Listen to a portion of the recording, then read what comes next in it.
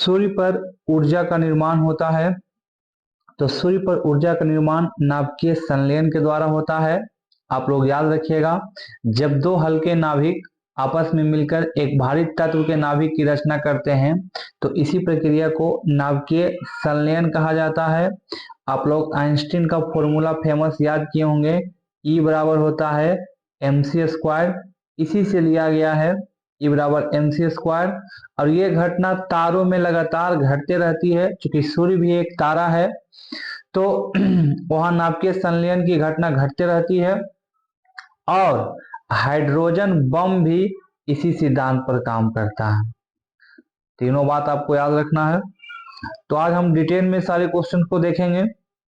दूसरा क्वेश्चन है, जब शुद्ध जल में डिटर्जेंट डाला जाता है तो पृष्ठ तनाव क्या होता है।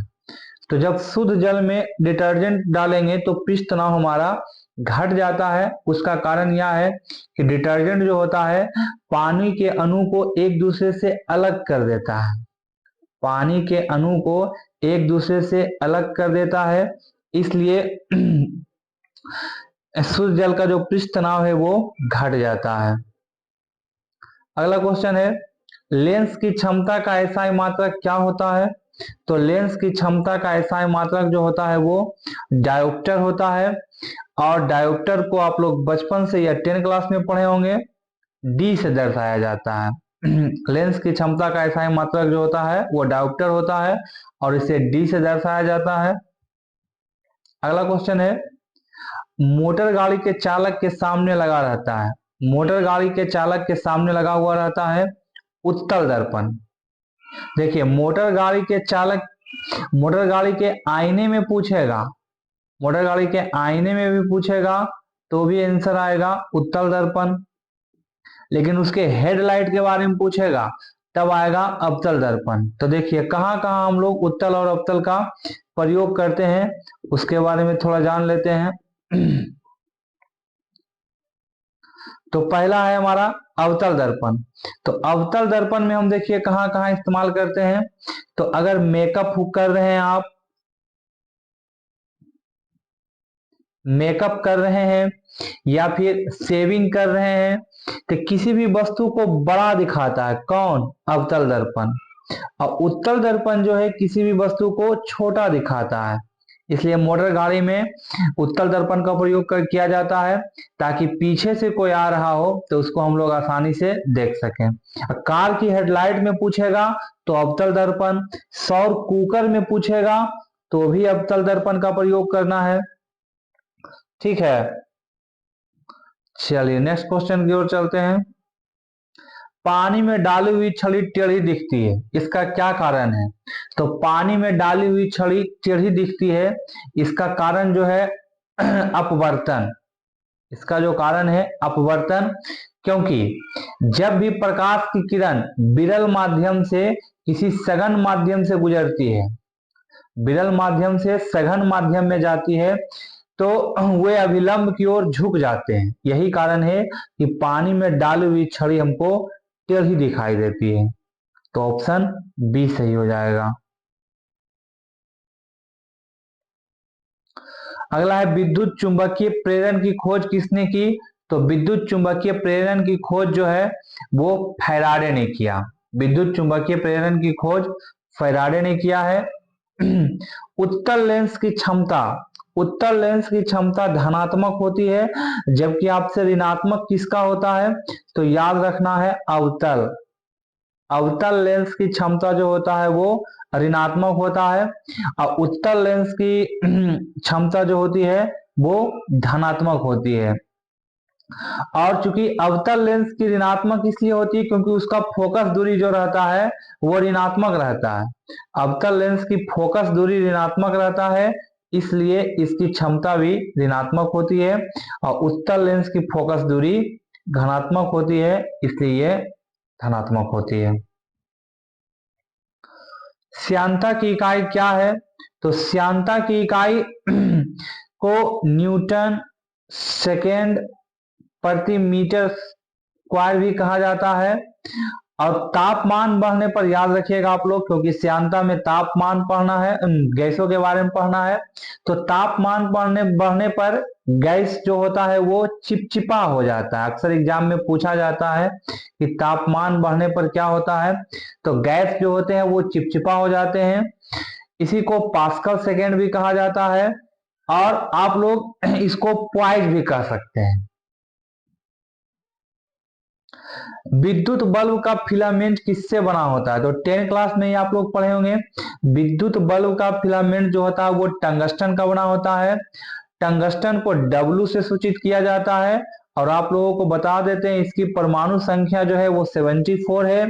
पूछेगा टंगस्टन किसका किसका मिश्र धातु है, तो याद रखिएगा टंगस्टन निकेल का और आयरन का, इस दोनों का मिश्रण है टंगस्टन, निकेल का और आयरन का।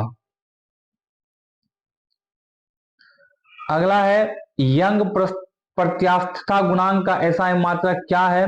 तो यंग प्रत्यास्थता गुणांक का एसआई मात्रक होता है न्यूटन प्रति मीटर स्क्वायर। न्यूटन प्रति मीटर स्क्वायर, इसी को पास्कल भी कहा जाता है। यंग प्रत्यास्थता गुणांक का एसआई मात्रक न्यूटन प्रति मीटर स्क्वायर है, इसी को पास्कल भी कहा जाता है। एम्पियर नापने की इकाई क्या है? तो एम्पियर नापने की इकाई करंट है।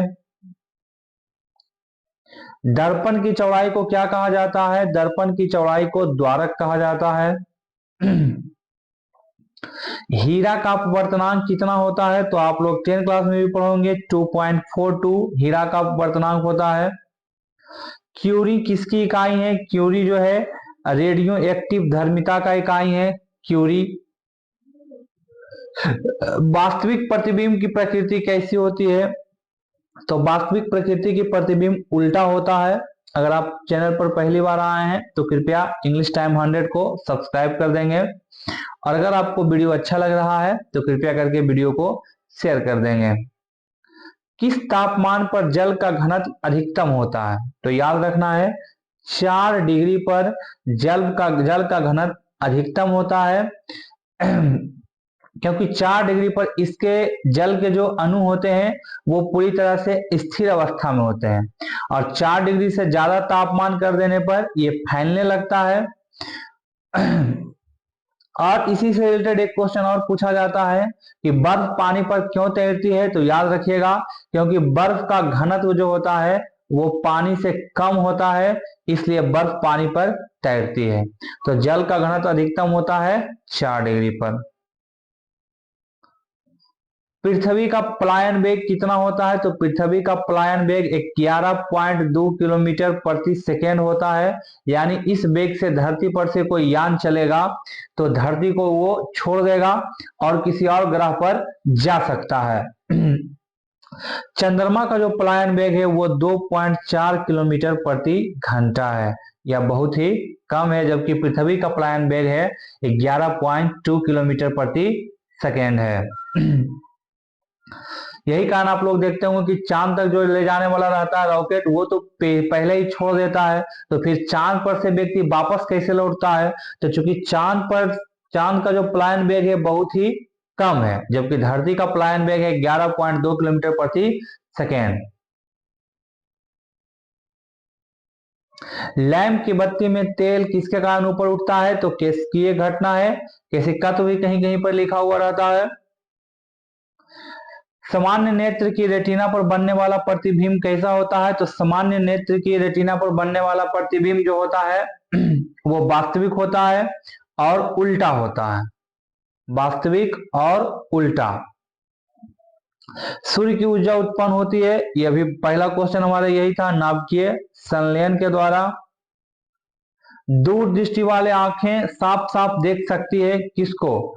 तो दूरदृष्टि वाले आंखें साफ साफ देख सकती है। देखिए इसमें उल्टा होता है, अगर आपको दूरदृष्टि दोष हो गया है तो दूरे वाला वस्तु जनाएगा और नजदीक वाला नहीं जनाएगा, और निकट दृष्टि दोष हो गया है तो निकट वाला वस्तु जनाएगा और दूर वाला नहीं जनाएगा।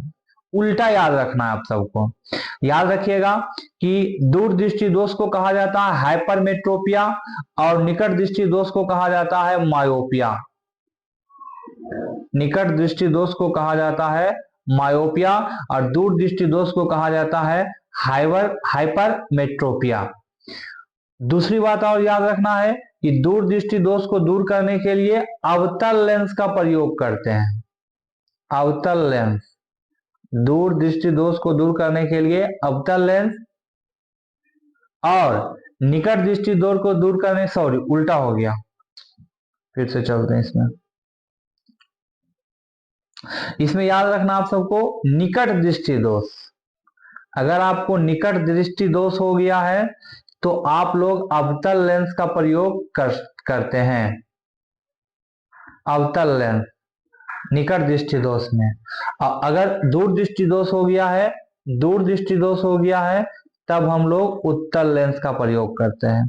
तो दूर दृष्टि दोष में आंखों से साफ साफ देख सकते हैं तो दूर की वस्तुओं को, निकट दृष्टि दोष होगा तो निकट की वस्तुओं को साफ साफ देखेंगे लेकिन दूर की वस्तुओं को नहीं देखेंगे। तेज प्रकाश में पुतली का आकार कैसा हो जाता है? तो तेज प्रकाश में पुतली का आकार छोटा हो जाता है। तेज प्रकाश में पुतली का आकार छोटा हो जाता है। वस्तु की मात्रा बदलने पर क्या परिवर्तित रहेगा? तो देखिए, आयतन में नहीं बदलाव हो सकता है, भार में नहीं हो सकता, द्रव्यमान में नहीं हो सकता, लेकिन उसका घनत्व अपरिवर्तित रहेगा। ये तीनों बदल जाएंगे, सॉरी नहीं बदल सकता बोला गया है। आयतन बदल जाएंगे, भार बदल जाएंगे, द्रव्यमान बदल जाएंगे, लेकिन वस्तु का घनत्व जितना रहता है उतना ही रहता है, मात्रा बदल देने पर भी। साबुन द्वारा निर्मलन का क्या सिद्धांत है? तो ऊपर भी आया है, पृष्ठ तनाव। कौन सा रंग है जिसका खतरे के सिग्नल के रूप में इस्तेमाल होता है? तो आप लोग तो इसको बचपन से पढ़े हैं कि लाल रंग जो होता है वो खतरे का निशान दर्शाता है। आंख की पुतली किस प्रकार कार्य करती है?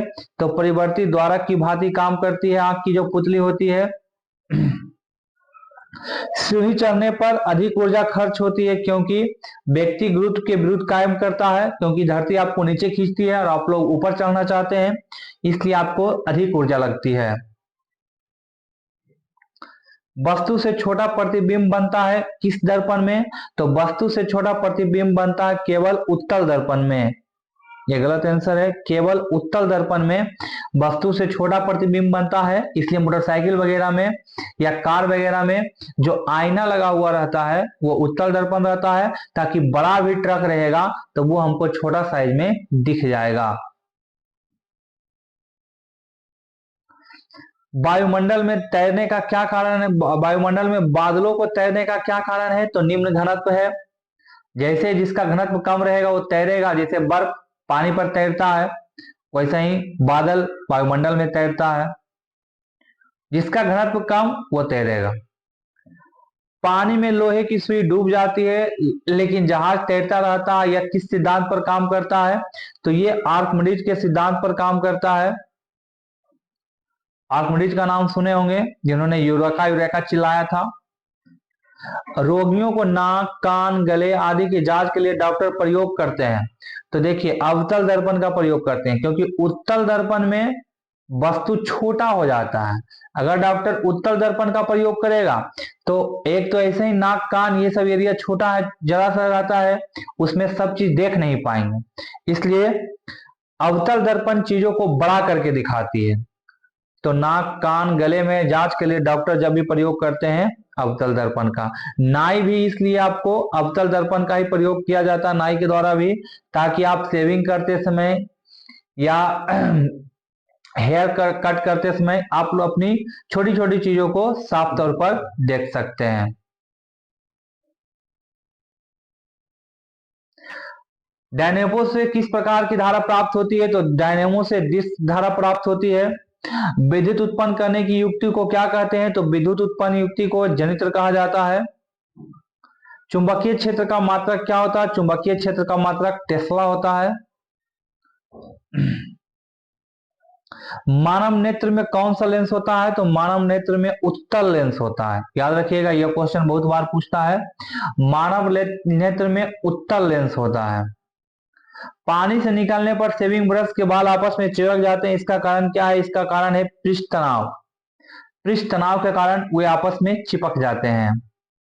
अत्यधिक ऊंचाई से वायुयान से सफर करने पर आकाश का रंग काला दिखता है। जब अंतरिक्ष में भी आप चल जाते हैं तो आकाश का रंग काला दिखता है। पेंडुलम को चंद्रमा पर ले जाने पर उसकी समय अवधि क्या होगी? क्योंकि जब पेंडुलम को चंद्रमा पर ले जाएंगे तो जी का मान जो रहेगा वो घट जाएगा, और जब जी का मान घट जाता है तो आवर्तकाल बढ़ जाता है, और आवर्तकाल बढ़ गया इसका मतलब उसकी समय अवधि बढ़ेगी। तो ऑप्शन डी हो जाएगा। साबुन को जल में घोलने पर पृष्ठ तनाव, तो साबुन को जल में घोलने पर पृष्ठ तनाव बार बार पीछे से ऊपर ही आ जाता, क्वेश्चन घट जाता है। व्यावसायिक मोटरों में किस प्रकार के चुंबक का प्रयोग किया जाता है? तो विद्युत चुंबक का प्रयोग किया जाता है व्यावसायिक मोटरों में। इंद्रधनुष किस प्रकार का है? तो इंद्रधनुष आप लोग जानते हैं कि प्राकृतिक रूप से बनता है, तो प्राकृतिक स्पेक्ट्रम है।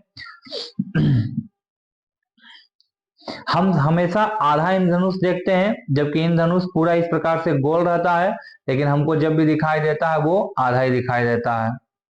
सोलर कुकर में किस दर्पण का प्रयोग किया जाता है? तो अभी जस्ट ऊपर आया था, सोलर कुकर में अवतल दर्पण का प्रयोग करते हैं। सौर भट्ठी भी अगर आ जाएगा तो अभी आप लोग अवतल दर्पण ही टिक करेंगे। उदय और अस्त होने पर सूर्य किस प्रकार दिखाई देता है? तो उदय और अस्त होने पर सूर्य लाल दिखाई देता है। समतल दर्पण द्वारा बना प्रतिबिंब, समतल दर्पण के द्वारा सीधा प्रतिबिंब बनता है, समतल दर्पण के द्वारा सीधा और आभासी प्रतिबिंब बनता है। पार्सेक किसका इकाई है? तो पार्सेक जो इकाई है वो दूरी का इकाई है। 48 नंबर में है कि प्रकाश के प्रवर्तन के नियम के अनुसार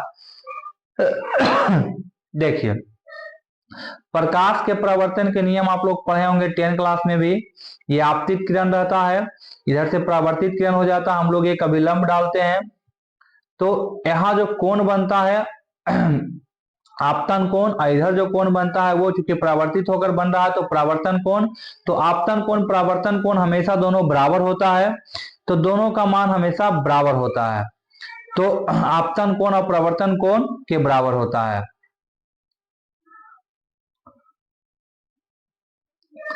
घड़ी के स्प्रिंग में भंडारित ऊर्जा क्या है? तो घड़ी के स्प्रिंग में स्थितिज ऊर्जा है। और कौन सी एक सदिश राशि नहीं है इसके बारे में बताना है। तो देखिए, संवेग, वेग, कोणीय वेग, ये सब के सब है सदिश राशि, लेकिन हमसे पूछ रहा है सदिश राशि नहीं है, तो द्रव्यमान जो है वो सदिश राशि नहीं है। जिसमें केवल परिमाण रहता है वह जो राशि रहता है वो अदिश राशि रहता है। अब अदिश राशि में कौन कौन आता है? तो चाल, दूरी, द्रव्यमान,